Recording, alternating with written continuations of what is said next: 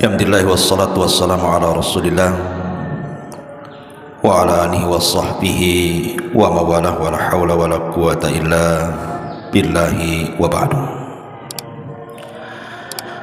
Alhamdulillah, segala puja dan puji hanya milik Allah tabaraka wa ta'ala. Salawat dan juga salam kita iringkan selalu kepada Rasul kita Nabi besar Muhammad sallallahu alaihi wasallam. Pembahasan di pagi hari ini kita akan membahas tentang siapa malaikat maut. Apa tugasnya? Apakah kemudian malaikat maut juga bisa meninggal? Bagaimana kondisi malaikat maut di akhirat? Ma'asyiral muslimin yang dimuliakan Allah Subhanahu wa taala. Kafa bil mauti wa'ida. Kata Nabi SAW, cukuplah dengan kematian itu ada pelajaran yang besar yang kita petik di dalamnya. Makanya dikatakan oleh Al-Imam At-Taimi rahimahullahu ta'ala, syai'ani qata'a ladzatad dunya. Dua perkara yang bisa memutuskan kelezatan dunia: dzikrul mauti wa dzikrul wukuf baina yadayillahi azza wa jalla. Pertama, mengingat kematian, dan yang kedua, mengingat bahwa kita akan dihadapkan di hadapan Allah Subhanahu wa taala. Dan berkata juga para ulama salaf yang lainnya, man aktsara dzikral mauti akramahullahu bi thalathin. Siapa yang banyak mengingat dengan kematian, maka Allah akan muliakan dengan tiga perkara. Bi ta'jilit taubati, pertama dia akan menyegerakan bertobat. Wa qanaati fil qalbi, dia akan senantiasa redha dalam hatinya. Wa nasyati fil ibadati, dan dia akan rajin melakukan ibadah. Tetapi sebaliknya, wa man nasiyal mauta aqabahu Allahu bi thalathin. Tapi kalau dia melupakan adanya kematian, maka dia akan diazab dengan tiga perkara. Bi taswifit taubati, dengan menunda-nunda taubat. Wa tarkir ridha bil qalil, dia tidak senang dengan pemberian Allah yang sedikit. Wa takasulin fil ibadati, dan dipastikan dia malas beribadah. Ma'asyiral muslimin yang dimuliakan Allah azza wa jalla, kullu nafsin dha'iqatul maut, setiap jiwa pasti mati.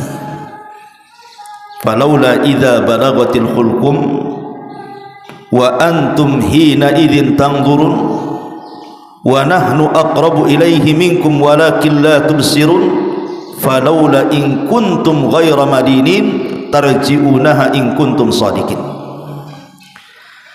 Maka kalau begitu, mengapa tidak mencegah ketika nyawa telah sampai di kerongkongan, dan kamu ketika itu mampu melihat, dan kami lebih dekat kepadanya daripada dirimu sendiri, tapi kamu tidak bisa melihatnya. Maka mengapa jika kamu memang tidak dikuasai oleh Allah, kamu tidak mengembalikan nyawa itu jika kamu memang orang yang benar? Artinya kematian itu pasti akan datangi siapapun. Dan orang yang pertama kali bercita-cita ingin mati adalah Nabi Yusuf alaihi salatu wassalam. Disebutkan dari Ibnu Abbas radhiyallahu anhuma, awwalu nabiyyin sa'alallah al-mauta Yusuf. Yang pertama kali dari kalangan para nabi yang meminta kepada Allah tentang kematian adalah Nabi Yusuf. Dan itu disyaratkan di dalam firman Allah surah Yusuf ayat 101, Rabbi qad ataitani minal mulki wa 'allamtani min ta'wilil ahadits fatiras samawati wal ard anta waliyuna fid dunya wal akhirah tawaffani musliman wa alhiqni bis salihin. Ya Rabb, sesungguhnya Engkau telah menganugerahkan kepadaku sebagian kerajaan dan telah mengajarkan kepadaku berbagai macam tabir mimpi. Ya Rabb, Engkau pencipta langit dan bumi, Engkaulah pelindungku di dunia dan akhirat. Wafatkan aku dalam kondisi Islam dan gabungkan aku dengan orang-orang saleh. Tentu Nabi Yusuf ketika berangan-angan ingin sebuah kematian itu bukan karena dia kemudian seperti layaknya orang-orang yang terkena sakit kemudian tidak mau lagi tinggal di dunia. Tidak, justru Yusuf ini sebaliknya, kondisi dia di atas popularitas yang luar biasa. Makanya dijelaskan oleh para ulama bahwa Nabi Yusuf alaihi salatu wassalam dia ingin bersyukur kepada Allah subhanahu wa ta'ala dengan adanya dunia yang ada di hadapannya, sehingga ketika itu dia meminta kepada Allah subhanahu wa ta'ala jangan sampai dunia ini memfitnah dirinya. Makanya dia minta kepada Allah untuk diwafatkan dalam kondisi muslim dan juga digabungkan dengan orang-orang saleh. Ma'asyiral muslimin yang dimuliakan Allah azza wa jalla, setiap kita pasti mati, dan di sana ada malaikat yang disebut dengan malakul maut. Disinilah cerita dimulai. Siapa malakul maut ini? Ma'asyiral muslimin yang dimuliakan Allah azza wa jalla, sebagian ahli kitab menyebut kalimat malakul maut dengan Israel, tetapi nama Israel tidak ada dalam Quran, tidak juga ada dalam hadis Nabi sallallahu alaihi wasallam. Israel ini diambil dari Israiliyat, dari perjanjian lama, terdapat dalam Taurat. Makanya dijelaskan oleh Syekh Albani rahimahullahu taala ketika memberikan catatan kepada kitab At-Tahawiyah, Aqidah Tahawiyah. Apa kata Syekh Albani rahimahullahu taala? Wa nu'minu bimalakil mauti al-muwakkal biqabdi arwahil alamin. Dan kita beriman dengan adanya malaikat maut yang memang ditugaskan oleh Allah untuk mencabut nyawa setiap manusia.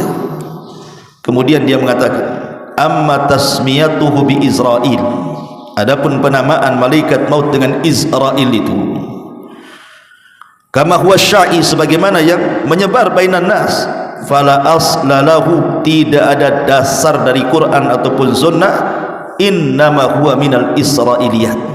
Kalimat Israel ini muncul diambil dari kisah-kisah Israiliyat. Dan ini juga penukilan daripada Ibnu Katsir dalam kitabnya Al-Bidayah wa Nihayah, di mana Ibnu Katsir mengatakan, wa amma malakul mauti falaysa bimusarrahin bismihi fil Qur'ani wala fil ahadisis sihah, wa qad jaa tasmiyatuhu fi ba'dil athar bi Israil. Kata Ibnu Katsir dalam kitabnya Bidayah wa Nihayah, adapun malaikat maut, maka tidak ada penjelasan yang jelas dalam Al-Quran, tidak pula dalam hadis Nabi SAW yang sahih tentang penamaan Israel itu. Tapi ada beberapa asar yang mengatakan seperti itu. Ya, bisa saja kita katakan Israel kalau menurut versi Israiliyat. Tetapi kita sebagai umat penganut Al-Quranul Karim, maka kita cukup katakan malakul maut. Selesai. Berdasarkan Allah subhanahu wa ta'ala berfirman di banyak ayat dalam Al-Quran, qul yatawaffakum malakul mautil ladzi wukkila bikum thumma ila rabbikum turja'un. Katakanlah, malaikat maut yang diserahi untuk mencabut nyawamu akan mematikan kamu, kemudian kepada Tuhanmu kamu akan dikembalikan. Di sini Allah mengatakan malakul maut, bukan Israel.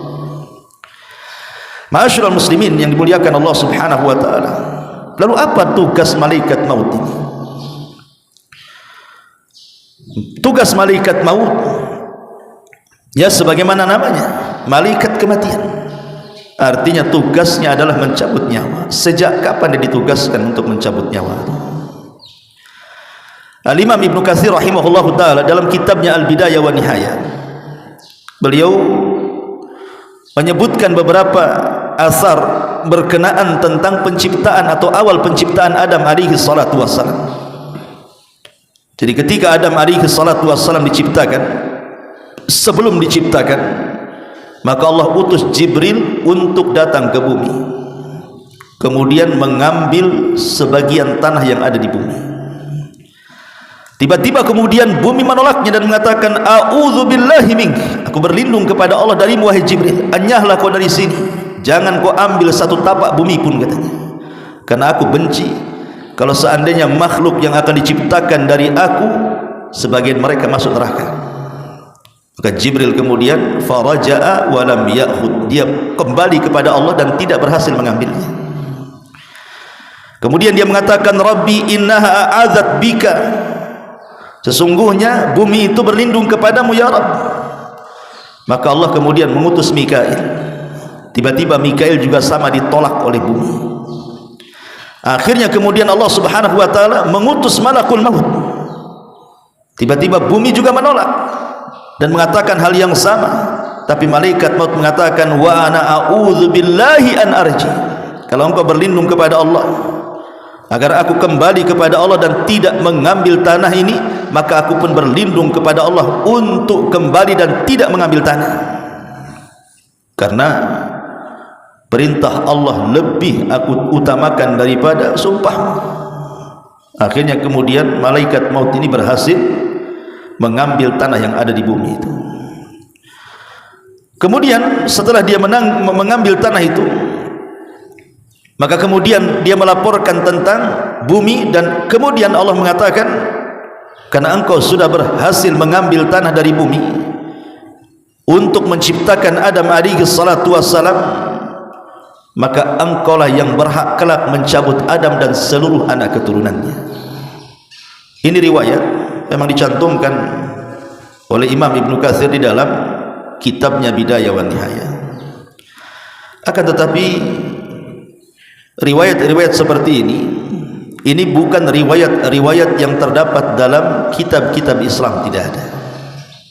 Tetapi ini riwayat-riwayat Israiliyat. Makanya sebagian para ulama melemahkan riwayat ini.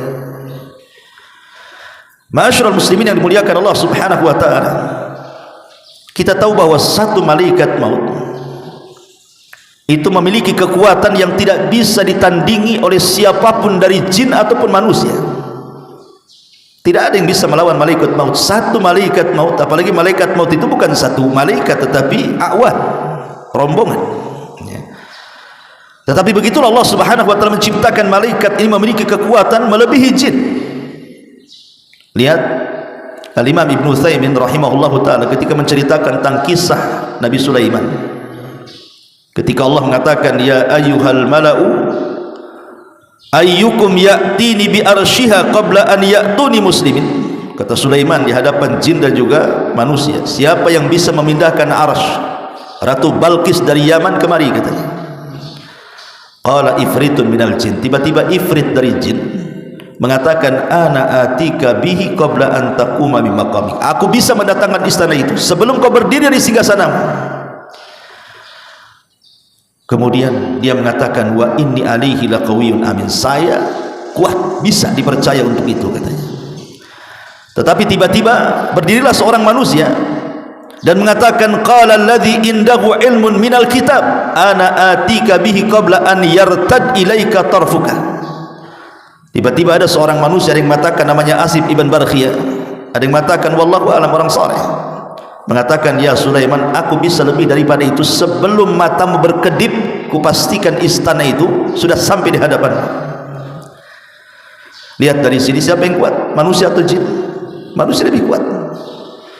Jin dia mendatangkan istana sebelum Sulaiman berdiri, tapi manusia bisa mendatangkan istana sebelum Sulaiman berkedip, menunjukkan manusia sebenarnya lebih kuat dibandingkan jin.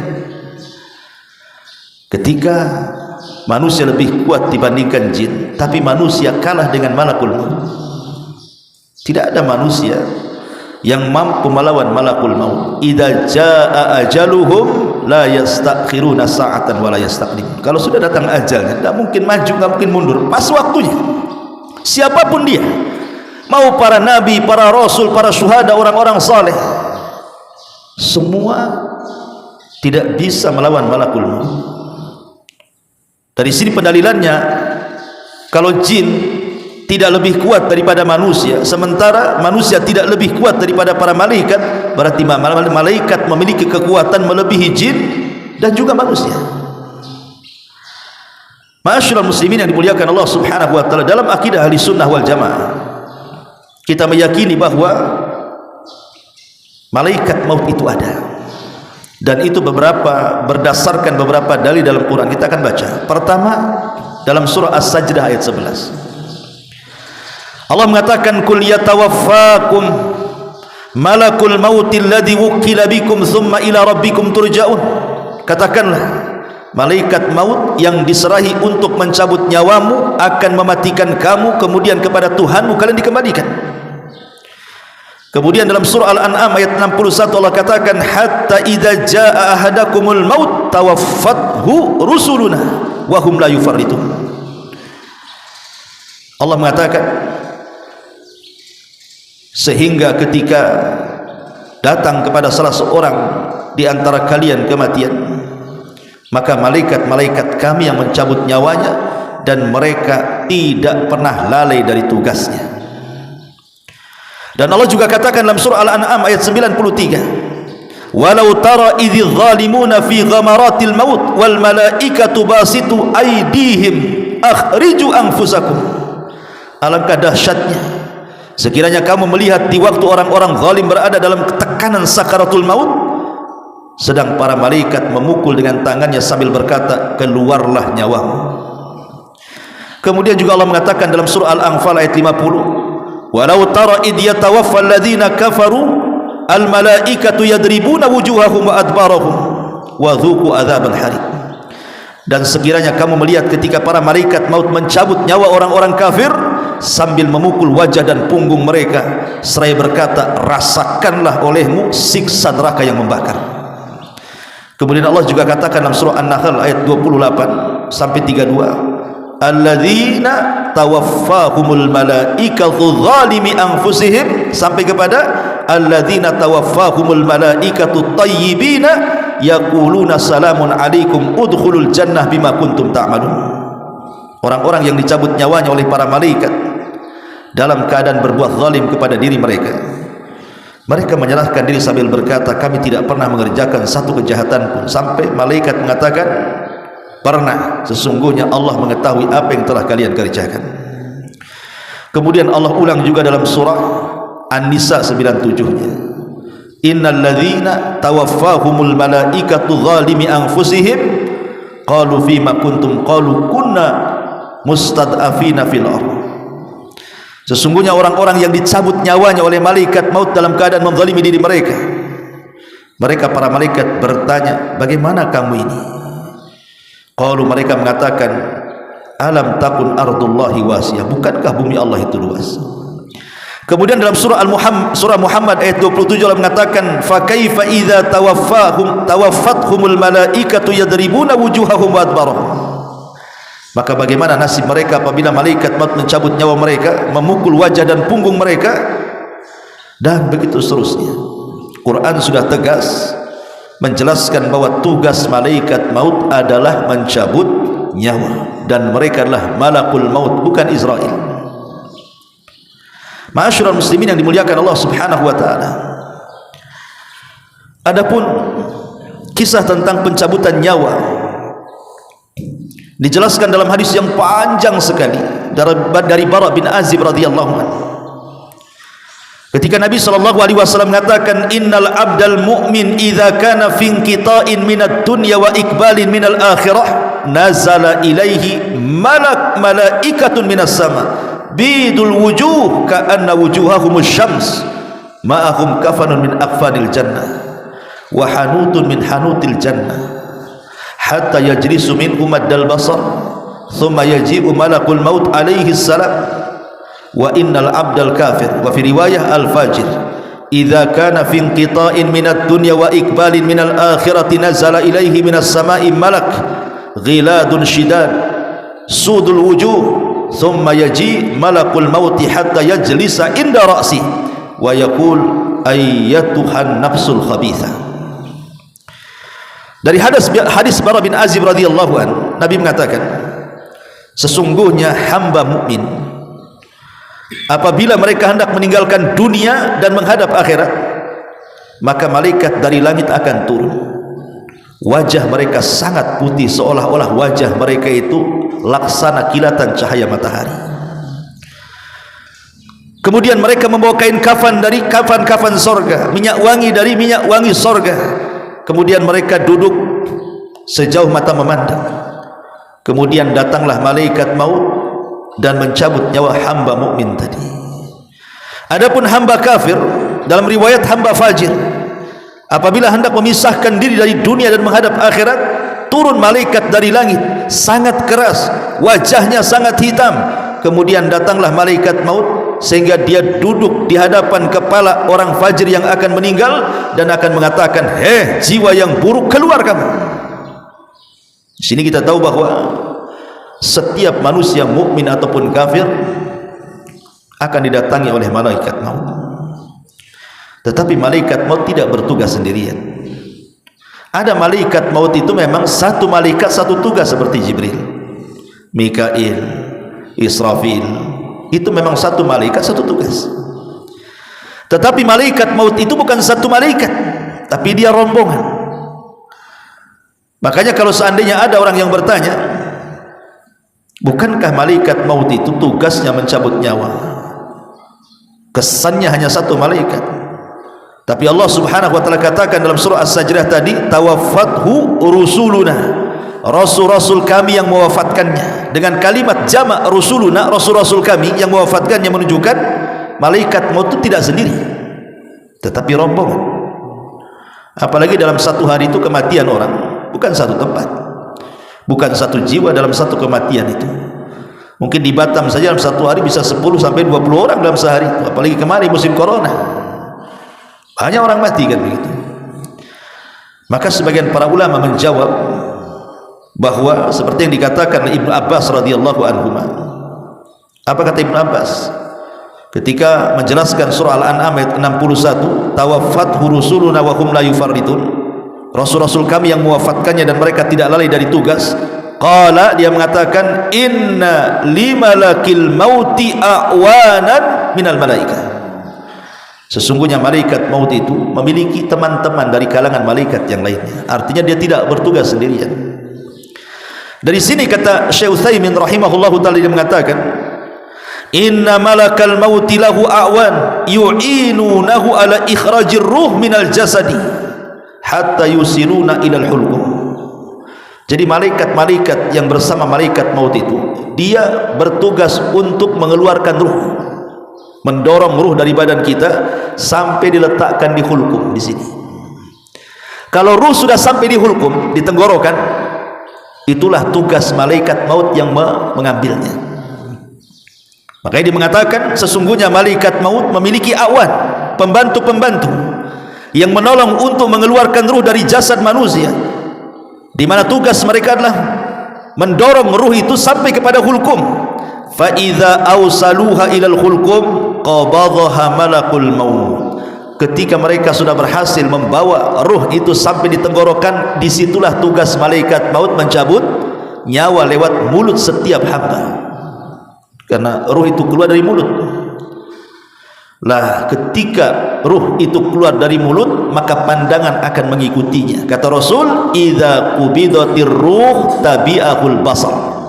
Kalau ruh keluar, mata kita mengikuti. Maka setiap orang meninggal itu kebanyakan melotot, maka disunahkan untuk ditutup matanya supaya tidak menakutkan. Ma'asyiral muslimin yang dimuliakan Allah Subhanahu wa taala, tentu ketika malaikat maut mencabut ruh orang yang beriman akan berbeda dengan mencabut ruh orang kafir. Orang kafir apabila dicabut berdasarkan ayat tadi surah Al-An'am ayat 93, wa tara walau tara idz zalimuna fi ghamaratil maut wal malaikatu basitu aydihim akhriju anfusakum al yawma tujzauna adzabal hun bima kuntum taqulun 'ala Allah ghairal haqqi wa kuntum an ayatihi tastakbirun. Alangkah dahsyatnya, kata Allah, sekiranya kamu melihat di waktu orang-orang zalim berada dalam tekanan sakaratul maut itu, sedang para malaikat memukul-mukul dengan tangannya wajah dan punggung-punggung mereka seraya mengatakan, keluarlah nyawamu wahai fulan. Di hari ini kamu dibalas dengan siksa yang sangat menghinakan, karena kamu selalu mengatakan terhadap Allah perkataan yang tidak benar, dan karena kamu selalu menyombongkan diri terhadap ayat-ayatnya. Dalam riwayat Bara bin Azib yang panjang sekali, bahwa ruh orang kafir itu ketika dicabut, maka diibaratkan safud. Safud itu semacam pisau yang bengkok seperti cerulit. Kemudian safud ini dimasukkan ke dalam bulu-bulu kambing wol. Antum tahulah kambing wol itu, kambing Australia itu kan bulunya itu 1 jengkal lebih itu, kadang-kadang berkeriwal-keriwal kan, bergumbal-gumbal kalau nggak dicukur itu. Kalau dimasukkan tuh pisau itu ke dalam gimbalan bulu-bulu wol kambing itu, tiba-tiba disiram, tentu bulu-bulu itu akan melengket di pisau yang dalam bentuk cerulit itu. Kemudian pisau itu dicabut dengan cara paksa. Apa yang terjadi? Akan merontokkan bulu-bulu kambing itu. Kata Rasul, begitulah nyawa ruhnya orang kafir ketika dicabut malaikat maut, akan merontokkan semua persendian dan tulang-tulang, sehingga dia akan berteriak kesakitan yang tidak ada yang tahu rasa sakitnya kecuali Allah Subhanahu wa taala. Tapi ruhnya seorang mukmin maka akan dipanggil dengan panggilan yang baik.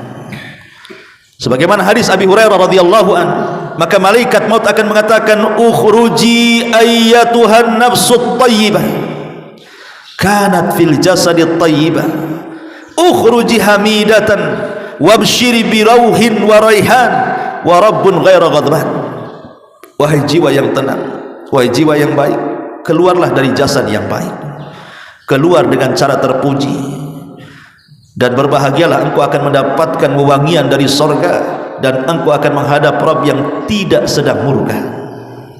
Dan Allah katakan dalam Al-Quran, ya ayyatuhan nafsul mutmainnah irji'i ila rabbiki radiyatan mardiyah. Wahai jiwa yang tenang, keluarlah kepada keridhaan Allah Subhanahu wa ta'ala. Ma'asyiral muslimin yang dimuliakan Allah Subhanahu wa ta'ala, di antara tugas malaikat maut adalah menghabarkan kabar gembira yang baik kalau yang meninggal adalah seorang mukmin. Dan itu disebutkan dalam surah Fussilat ayat 30. Allah mengatakan apa? Innal ladzina qalu Rabbuna Allah tsumma istaqamu tatanazzalu alaihimul malaikatu alla takhafu wa la tahzanu wa abshiru bil jannati allati kuntum tu'adun.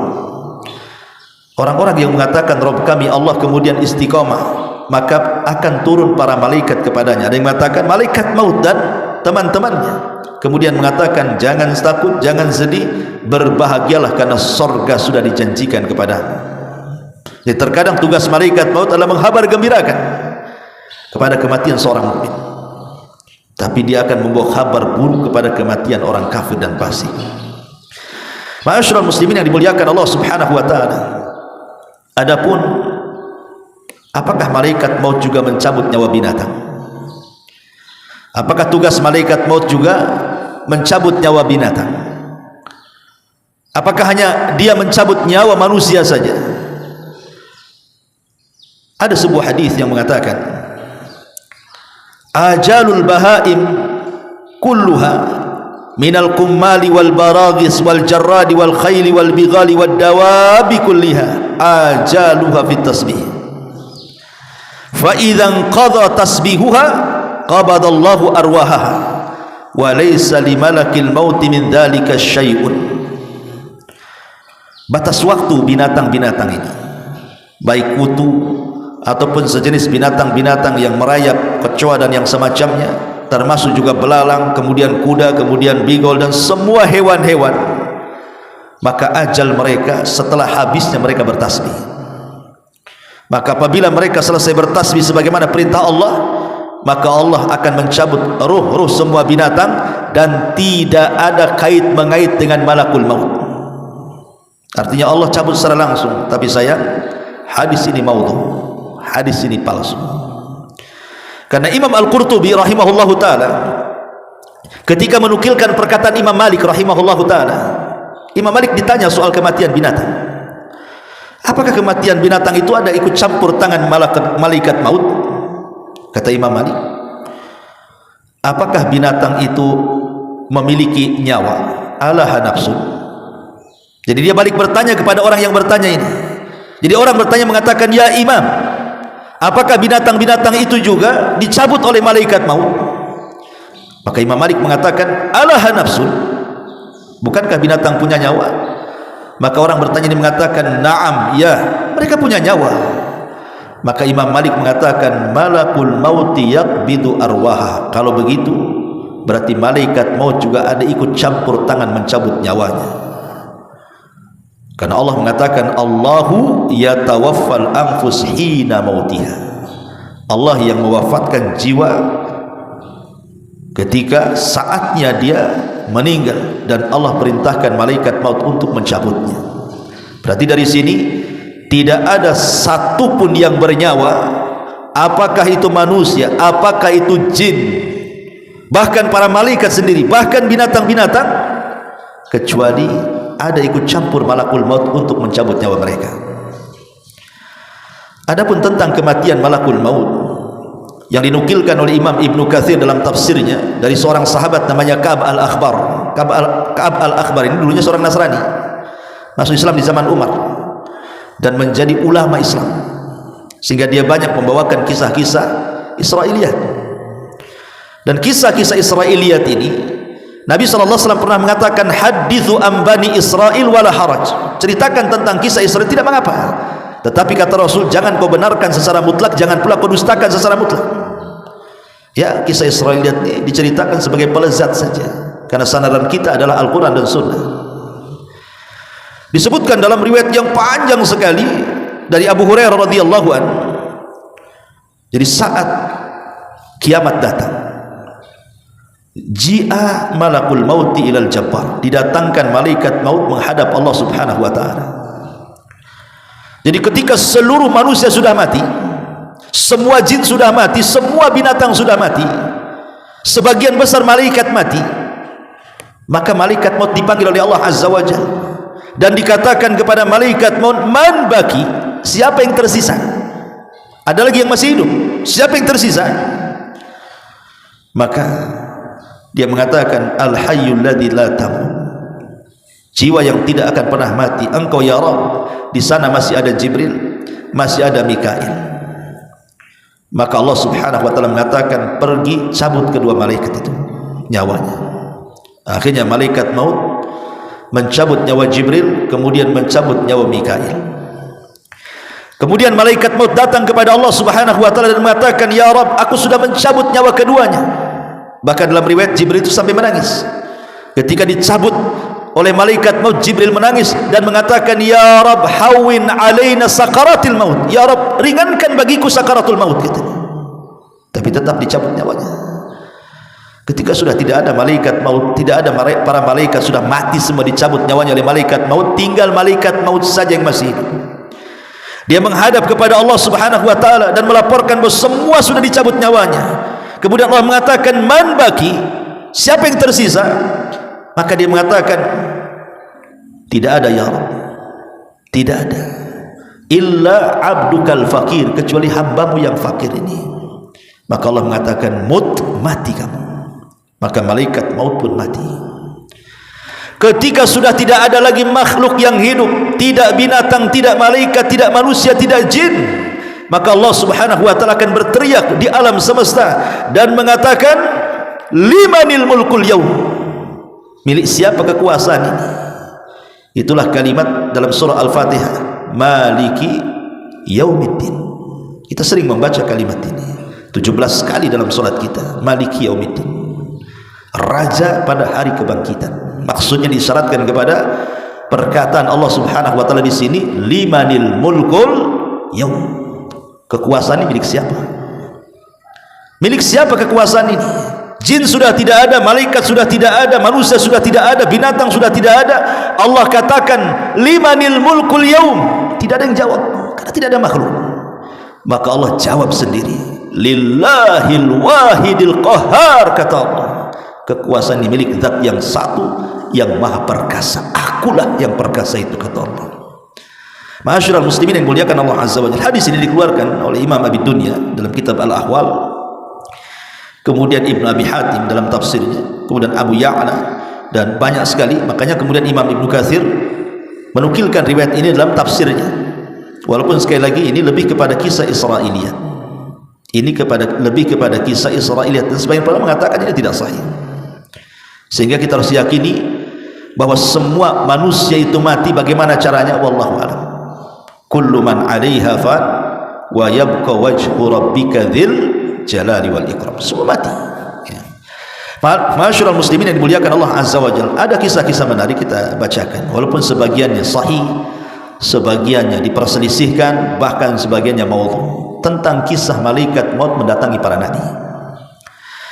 Kisah yang pertama adalah kisah malaikat maut dan Nabi Musa. Kisah ini sahih karena dicantumkan dalam riwayat Muslim dan juga yang lainnya dari dari hadis Abi Hurairah radhiyallahu anhu. Ja'a malakul maut ila Musa. Malaikat maut datang kepada Nabi Musa dan mengatakan, ajib rabbaka, penuhilah panggilan Tuhan wahai Musa. Maksudnya kau sudah sampai waktu wafatmu. Falattama Musa alaihi salam aina malakil maut. Marah Musa, ditampar pula malaikat maut, keluar matanya. Malaikat maut tampar sama Musa. Karena ketika itu malaikat maut dalam bentuk manusia masalahnya. Kalau dia datang dalam bentuk malaikat maut tidak bisa ditampar. Dia mendatangi Nabi Musa dalam bentuk manusia. Ketika dia mengatakan seperti itu, ajib rabbaka, Musa, penuhi panggilan Rabbmu, kau harus mati hari ini, katanya. Ya Musa emosi lah dibilang begitu, ditampar malaikat maut itu, keluar biji matanya. Waraja'al malak ilallah, maka malaikat maut akhirnya melapor kepada Allah dan mengatakan, ya Rabb, innaka arsaltani ila abdin laka la yuridul maut. Ya Rabb, kau utus aku kepada hamba yang tak mau mati, gimana pula nih, katanya. Maka Allah subhanahu wa ta'ala mengatakan, setelah kemudian mengembalikan kedua matanya, maka Allah mengatakan, irji ila abdi, datang kau lagi kepada hambaku Musa, fakul, dan katakan, al hayata turid, fa idza kunta turidul hayat fadha yadaka ala matni thawri fama tawarat yaduka min sya'ratin fa innaka ta'isu biha sanatan. Maka Allah mengatakan kepada malaikat maut, kembali kepada hambaku dan sampaikan kepadanya, apakah engkau terus menginginkan kehidupan? Jika engkau masih menginginkannya, letakkan tanganmu pada punggung sapi jantan. Satu bulu yang kau tutupi tanganmu itu, maka engkau akan hidup 1 tahun.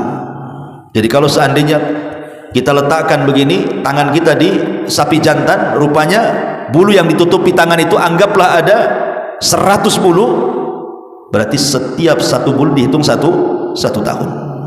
Ya. Maka Musa berkata, lalu apa setelah ini? Qala fal'ana min qarib rabbi amitni minal ardil muqaddasati ramyata bihajarin. Qala Rasulullah sallallahu alaihi wasallam, wallahi law anni indahu la ara'aitukum qabrahu ila janibit tariq indal kathibil ahmar. Lalu Musa berkata, wahai Tuhanku, sekarang kupilih kematian dalam waktu dekat. Artinya akhirnya Musa pasrah, udah cabut aja lah, daripada tak dicabut gitu. Cabut aja lah, katanya. Ya. Kemudian Nabi SAW menyampaikan keinginannya, matilah aku dekat tanah suci Baitul Maqdis, sedekat lemparan batu. Rasulullah SAW kemudian menambahkan, demi Allah, andai aku berada di sisi Musa, niscaya akan aku perlihatkan kepada kalian kuburnya berada di pinggir jalan, tepatnya pada gundukan pasir. Hadis ini sahih karena riwayat Muslim. Tapi masalahnya di sana ada riwayat yang berbeda.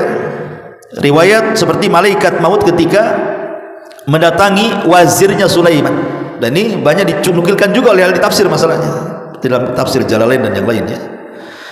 Jadi satu hari Nabi Sulaiman ini sedang berbincang dengan wazirnya, dengan menteri kesayangannya. Bincang. Tiba-tiba diketuklah pintu kantor itu. Ketika diketuk pintu itu, dibukalah oleh Sulaiman. Nampak pula yang datang itu orang yang sangat menyeramkan, menatap wajah sang wazir, menterinya Sulaiman, kemudian pergi. Setelah berbincang dengan Sulaiman, jadi si wazir ini, menterinya Sulaiman, bertanya, siapa dia? Kata Sulaiman, itu malaikat maut, mau nyabut nyawa orang, katanya. Gemetarlah ini si menteri ini, jangan-jangan dia mau mencabut nyawa saya pula, katanya. Kalau gitu ya Sulaiman, kau kan bisa menundukkan angin dan awan, bawalah aku terserah kemana saja, ke India sana, jangan aku pertemukan aku, nggak apa-apalah, kau mutasi aku dari sini ke India sana, nggak usah bertugas di sini lagi katanya. Yang penting aku jangan ketemu orang itu katanya. Akhirnya dimutasi dia sama Sulaiman, diajak ke India. Ketika turun dari awan, rupanya orang itu sudah di situ. Jadi Sulaiman ini bertanya kepada orang itu dan mengatakan, kenapa kamu ada di sini? Maka kemudian dia mengatakan, Allah barusan merintahkan aku untuk nyabut nyawa orang dan dia ada di sini. Ku tengok-tengok tak ada, rupanya ada kamu dan dia. Mungkin dialah katanya. Akhirnya dicabut nyawanya. Subhanallah. Itulah ketika Allah mengatakan, idza jaa ajaluhu la yastakhiruna sa'atan wa la yastaqdimun. Kalau datang ajalnya tidak mungkin maju, tidak mungkin mundur kan itu. Tapi kisah ini disebutkan juga oleh Ibnu Abi Syaibah dalam kitab Musannaf, dan Ats-Tsa'labi dalam tafsirnya, Imam Ahmad dalam Zuhud, Ibnu Battah dalam Ibanah, Al-Asbahin dalam Azamah, Ibn Wahab dalam Tarikh Ad-Dimashqi, Abu Nu'aim dalam Hilyah, dan begitu seterusnya. Tetapi sekali lagi sebagian para ulama mengatakan sanadnya ini mauquf.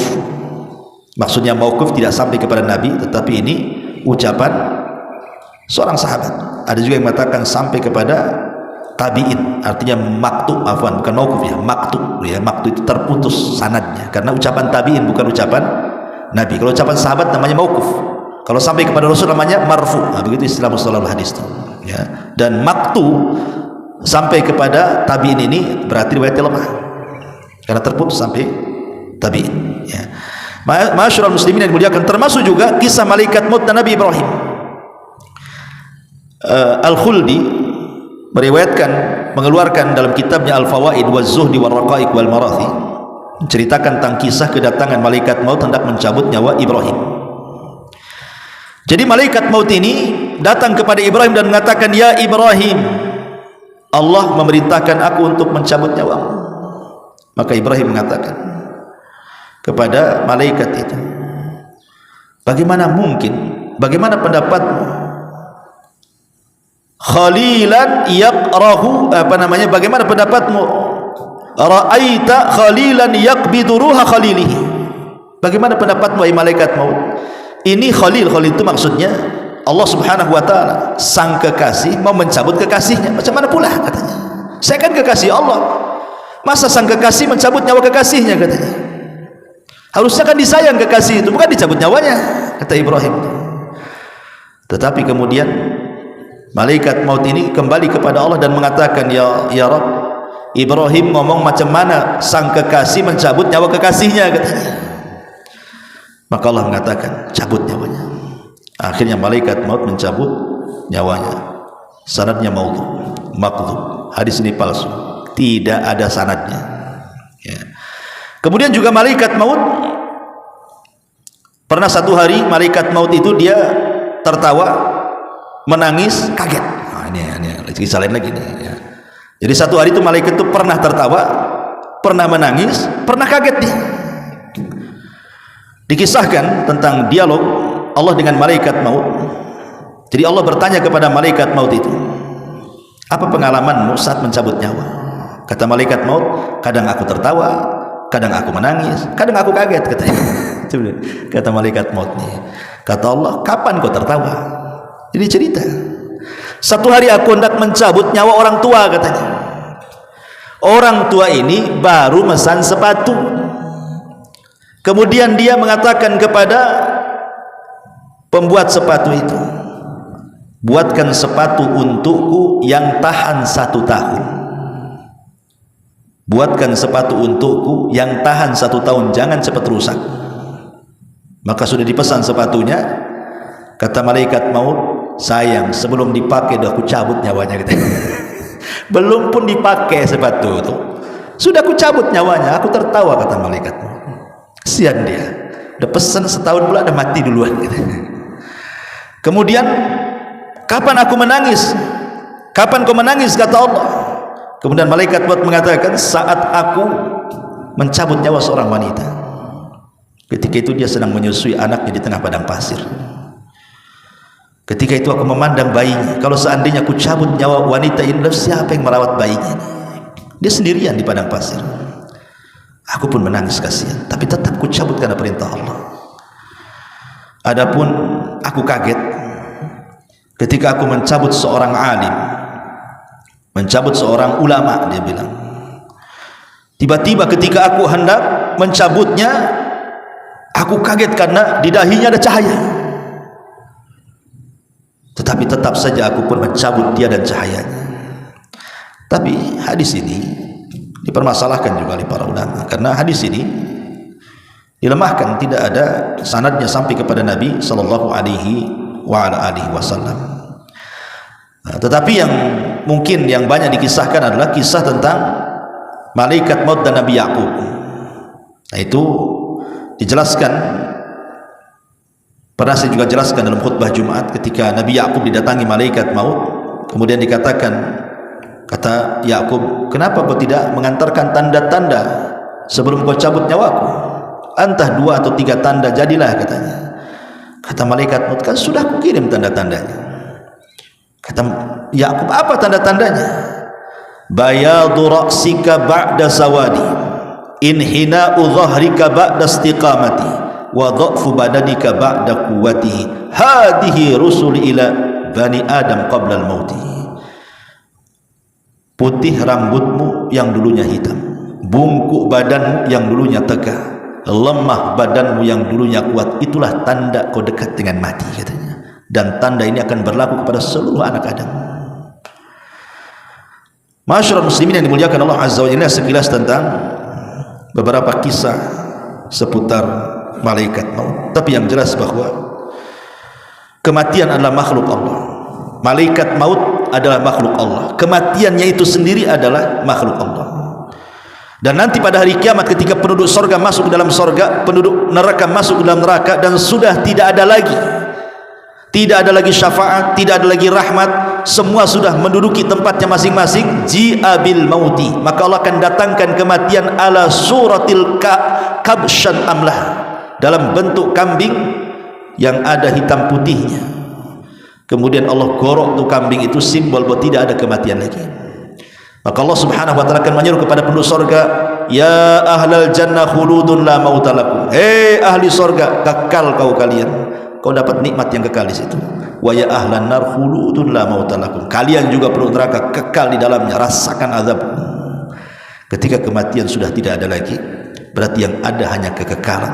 Itulah Allah katakan, innal ladzina amanu wa amilus salihat ulaika ashabul jannah hum fiha khalidun. Orang-orang yang beriman dan beramal saleh, mereka akan masuk surga dan mereka akan kekal di dalamnya selama-lamanya. Tapi lihat Allah katakan kepada penduduk neraka, innal ladzina kafaru wa kadzdzabu bi ayatina ulaika ashabun nar hum fiha khalidun. Orang-orang yang kafir dan mendustakan ayat-ayat kami, maka mereka akan masuk ke dalam neraka dan mereka kekal di dalamnya selama-lamanya. Subhanallah, bihamdika asyhadu an la ilaha illa anta astaghfiruka wa atubu ilaik. Allahu taala alam. Assalamualaikum warahmatullahi wabarakatuh.